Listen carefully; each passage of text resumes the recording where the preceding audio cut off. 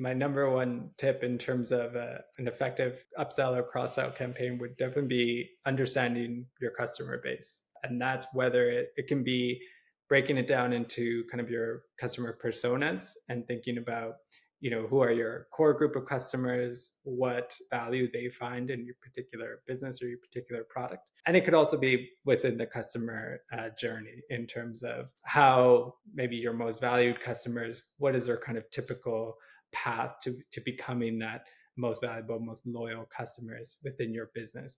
And by understanding both those sides of your customer, you'll be able to kind of essentially empathize with your customer buying journey and structure the content and timing of your upsell and cross sell campaigns, hopefully to a really effective degree, and that you'll be able to, again, kind of engage more authentically with your customer. So that's definitely tip number one. And then tip number two, which is related, but I really would encourage a lot of experimentation as much as you can, and that's goes to both content that you're delivering to your customers and also timing in terms of when you're delivering this message. So if you're able to work within, whether it's your workflow as a team and also the tools that you're using, if you're able to develop a kind of experimentation framework across different campaigns. So if it's upsell, and you're specifically thinking about upselling a particular product, like a premium version of a particular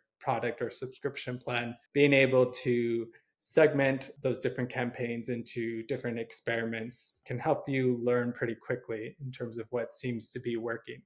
Because obviously you can do a lot of research and understand your customers as best as you can, but really having the multiple experiments and seeing how your customers are reacting, that'll give you obviously the best view of how things are actually playing out in the real world. So I would definitely say understand your customers, but also experiment to try and prove and test your kind of theories of how you think your customers will kind of react. And definitely the third one I would say would be have a really good view of your internal company drivers. You don't want to upsell or cross sell just for the sake of it. You try to think about overall roadmap of your company and what are the particular important drivers to move forward with. And so that can be super helpful in terms of prioritizing which campaigns you might want to run, whether it's upselling or upselling particular products or cross-selling particular products. It can also help you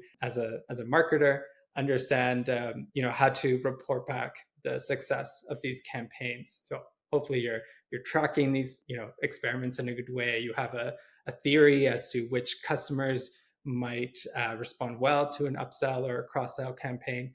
And then the last step is proving that value internally to your business and being able to say, we aligned along these business priorities. Maybe we wanted to push this new premium product because it was really important from a kind of direction of the business. And if you're able to kind of pair that with a really effective upselling campaign, and you're able to report back in terms of metrics of revenue, and maybe that also impacts customer retention. If you can map those to really a high level customer or high level company objectives, that can be incredibly powerful in terms of gaining that kind of influence and recognition on the wider business side of things of how important of a tool the upsell and cross-sell campaigns can be.